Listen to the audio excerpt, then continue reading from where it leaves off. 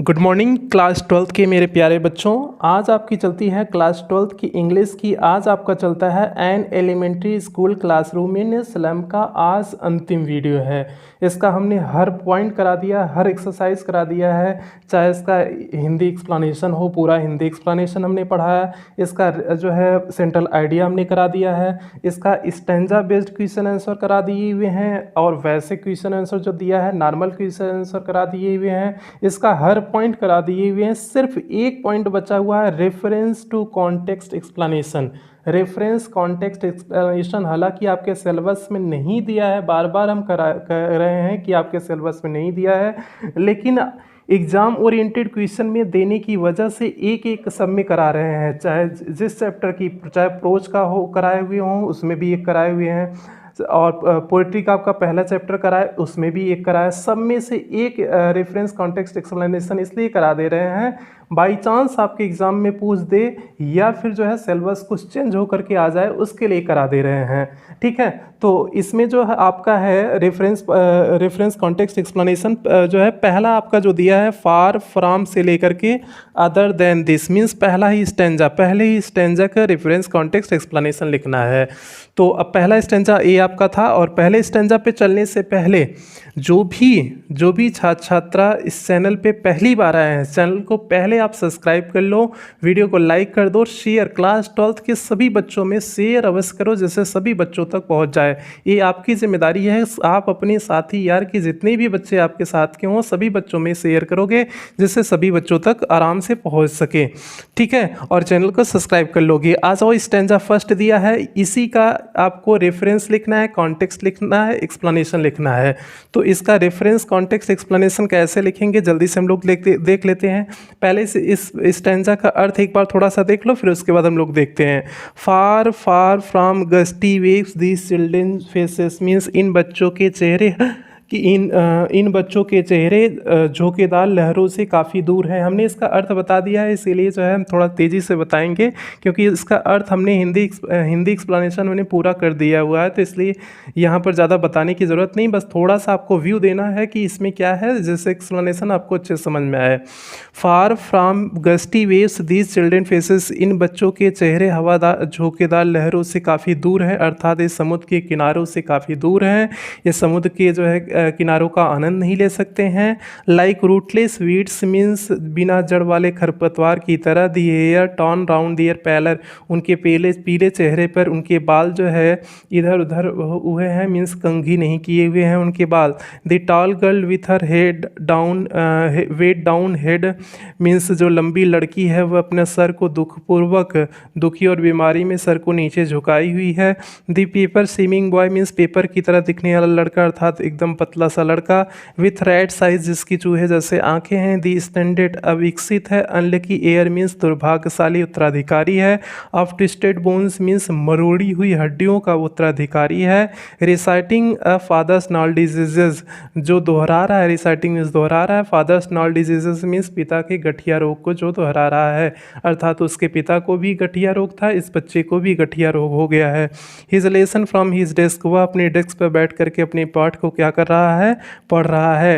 Eight back of the dim class के पीछे, अंधेरे क्लास के पीछे, वन अननोटेड, एक बिना ध्यान दिए हुए, स्वीट एंड यंग, मीन्स प्यारा सा और कम उम्र का लड़का बैठा हुआ था। His eyes live in dream, उसकी आंखें सपनों में चल रही थी। ऑफ स्क्वायरल्स गेम, मीन्स गिलहरियों के खेल में। इन ट्री रूम, मीन्स पेड़ों पर जो मोखले होते हैं, मीन्स खाली स्थान होता है उसमें। And other than this, means class की अपेक्षा, कक्षा की अपेक्षा उसकी आंखें जो है स्वप्नों में खोई थी। मीन्स किसके स्वप्नों में, गिलहरियों के खेल के स्वप्नों में और पेड़ों के मोखलों के स्वप्नों में खोई हुई थी। ये बच्चों हो गया, स्टैंजा हो गया। अब हम लोग इसका रेफरेंस कॉन्टेक्स्ट एक्सप्लेनेशन देख लेते हैं। अब हम लोग रेफरेंस कॉन्टेक्स्ट एक्सप्लेनेशन देख लेते हैं। स्टैंजा आपका फर्स्ट था, इसी का आपका रेफरेंस कॉन्टेक्स्ट एक्सप्लेनेशन लिखना है। तो एक्सप्लेनेशन चलने से पहले जो भी बच्चे अभी तक चैनल को सब्सक्राइब नहीं किए, चैनल को सब्सक्राइब कर दें, वीडियो को लाइक कर दें। वीडियो को लाइक अवश्य करिए, आप लोग लाइक नहीं करते हो। आ जाओ जल्दी से, यही है ना, फार फ्रॉम से लेकर के अदर दिस तक। रेफरेंस इसका क्या हो जाएगा, this stanza has been taken from the poem, poem का नाम क्या हो जाएगा, an elementary school classroom in a slum composed by Stephen Spender. Composed by क्या हो जाएगा, स्टीफन स्पेंडर हो जाएगा। ए रेफरेंस हो गया, रेफरेंस में क्या लिखना होता है, पोएम का नाम लिखना होता है और उसके पोएट का नाम लिखना होता है। ए रेफरेंस में हमारा हो गया। तो क्या हो गया, this stanza has been taken from the poem an elementary school classroom in a slum composed by Stephen Spender. ये हो गया रेफरेंस। अब चलते हैं हम लोग कॉन्टेक्स्ट और एक्सप्लेनेशन देख लेते हैं। इसका कॉन्टेक्स्ट क्या होगा, एक्सप्लेनेशन क्या होगा। कॉन्टेक्स्ट में इसमें किसके बारे में बात किया गया वही लिखते हैं, मीन्स संदर्भ किसके बारे में बात किया गया, संदर्भ तो वही होता है जिसके बारे में बात किया गया हो, तो कॉन्टेक्स्ट आपका वही हो जाएगा। तो कॉन्टेक्स्ट में क्या हो जाएगा, इन दिस स्टैंजा, इस स्टैंजा में द पोएट स्टीफन स्पेंडर, कवि जो है Stephen Spender, beautifully narrated the condition of the slum mens and womens, means जो झोपड़पट्टी के पुरुष और स्त्री होते हैं उनके बारे में बहुत अच्छे से चित्रण किए हुए हैं। ही आल्सो टेल्स अबाउट द टाल गर्ल, वह और किसके बारे में बात करते हैं, लंबी लड़की के बारे में बात करते हैं। Paper swimming boy means paper की तरह दिखने वाले बच्चे की बात करते हैं। And unnoted sweet and young boy, और एक जो बिना ध्यान दिए हुए पीछे बच्चा बैठा हुआ था उसके बारे में बात करते हैं। तीन के बारे में बात करते हैं। इस स्टैंजा में तीन के बारे में बात होती है, टाल गर्ल के बारे में बात होती है, पेपर स्विमिंग बॉय के बारे में बात होती है, unnoted sweet and young boy के बारे में बात होती है। तीन के बारे में इस स्टैंजा में बात होती है, वही आपका कॉन्टेक्स्ट हो जाएगा। तो कॉन्टेक्स्ट क्या हो गया, in this stanza the poet Stephen Spender beautifully narrated the condition of the slum men's and women's. He also tells about the tall girl, paper swimming boy and noted sweet and young boy. ये हो गया context हो गया प्यारे बच्चों। Context आप लिख लो, अब लिखते चलो, आप लोग लिखते चलो।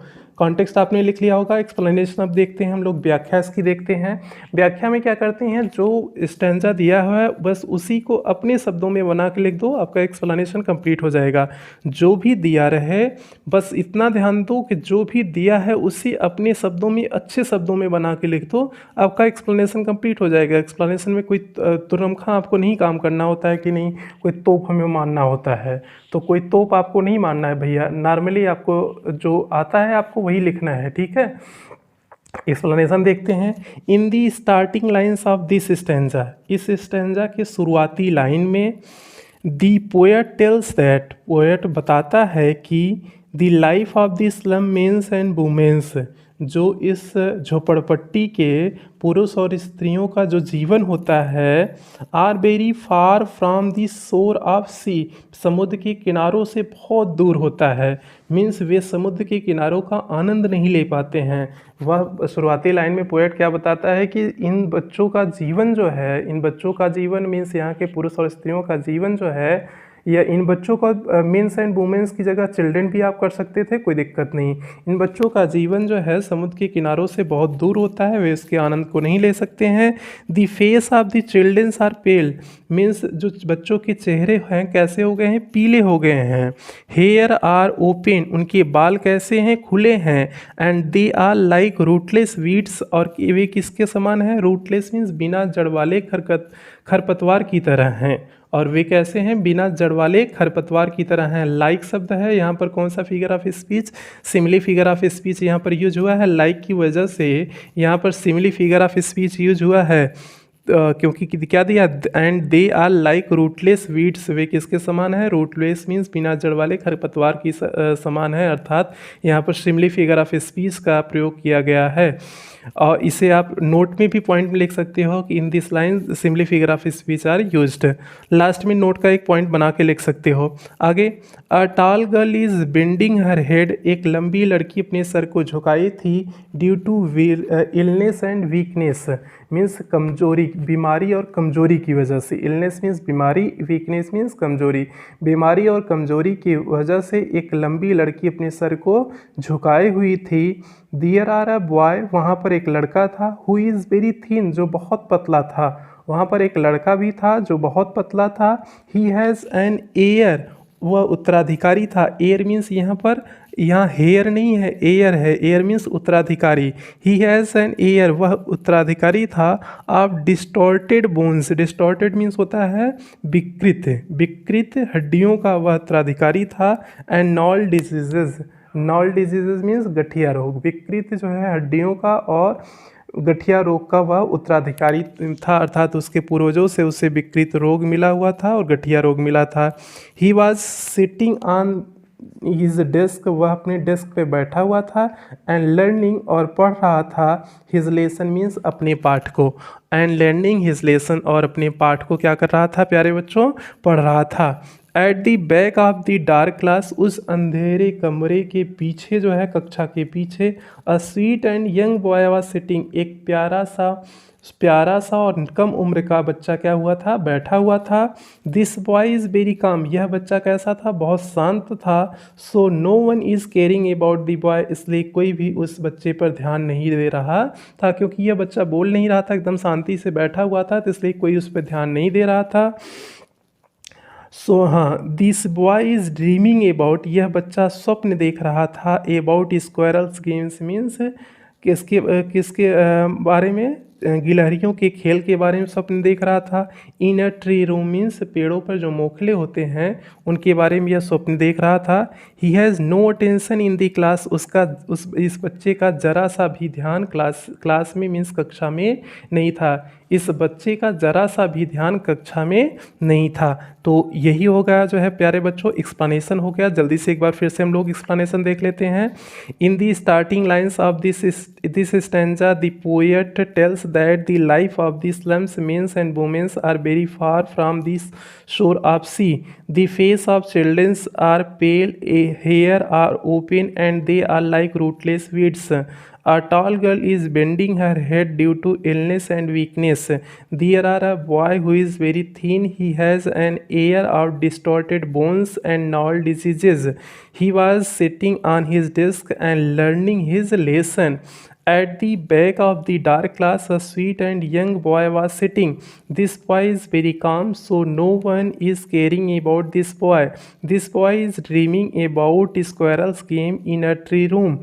ही has no attention in the class. ये प्यारे बच्चों हो गया reference context explanation. Reference context explanation ये कंप्लीट हुआ आपका। पहले स्टेंजा का रेफरेंस कॉन्टेक्स्ट एक्सप्लेनेशन यही बच्चों आपका कंप्लीट हुआ। तो अब जो है हम लोग इस चैप्टर को, एन एलिमेंट्री स्कूल क्लासरूम को, आज पूरी तरह समाप्त करते हैं। अब कोई पॉइंट नहीं बचा है इस चैप्टर में। ये चैप्टर आज पूरी तरह से समाप्त होता है। इसका हमने हर पॉइंट करा दिए हुए हैं, चाहे हिंदी एक्सप्लेनेशन हो, चाहे क्वेश्चन आंसर हो, सब कुछ हमने करा दिया है। यदि आपने पिछले वीडियो को नहीं देखे हैं तो आप लोग जा करके प्लेलिस्ट में क्लास 12 इंग्लिश न्यू सिलेबस करके एक प्लेलिस्ट बनी है, आप वहां से जा करके चेक कर सकते हैं। सारे वीडियो आपको मिल जाएंगे। 2 चैप्टर हमने प्रोज का करा दिए हुए हैं, उसका वीडियो मिल जाएगा। पहला और दूसरा पोएम इस करा दिए हुए हैं, इसका वीडियो मिल जाएगा। मीन्स पूरा चैप्टर का आपका वीडियो वहाँ पर मिल जाएगा। ठीक है, तो अब आप लोग कमेंट करना कि आपको क्या पढ़ना है। अब आपको शॉर्ट स्टोरी पढ़नी है 2 चैप्टर, जैसे 2 चैप्टर हमने प्रोज करा दिया, 2 चैप्टर पोइट्री करा दिया। अब 2 चैप्टर या फिर शॉर्ट स्टोरी आप लोग कहो शॉर्ट स्टोरी पढ़ा दें, या फिर जो है आप लोग जैसे कहोगे, या फिर जो है प्रोज कहो वैसे प्रोज पढ़ा दें। जैसे आप लोग कहोगे वैसे जो है चीज़ें आगे चलेंगी। तो यहाँ तक सभी बच्चे यहाँ पर सभी लिख लेना, यहाँ तक सभी बच्चे लिखते चलना। आप लोग जितना डेली का डेली काम रहे आप लिखते चलना। और जितने बच्चे अभी नए हैं चैनल को सब्सक्राइब कर दें, वीडियो को लाइक करें और शेयर अवश्य करें। क्लास 12 के सभी बच्चों में इस चैनल को सभी बच्चों में शेयर करें, जिससे सभी बच्चों तक पहुंच सके, जिससे सभी बच्चों की मदद हो सके। तो इसलिए सभी बच्चों में शेयर अवश्य आप लोग करना। क्लास 12 के सभी बच्चों तक यह वीडियो पहुंच जाना चाहिए, ये आपकी जिम्मेदारी है। ठीक है, तो प्यारे बच्चों अब मिलते हैं अगले चैप्टर के साथ मिलेंगे, क्योंकि ये चैप्टर आज यहीं पर समाप्त होता है, क्योंकि हर पॉइंट को हमने यहाँ इस चैप्टर का करा दिए हुए हैं। तो इस चैप्टर को आज यहीं समाप्त करते हैं और मिलते हैं नेक्स्ट चैप्टर के साथ आपसे।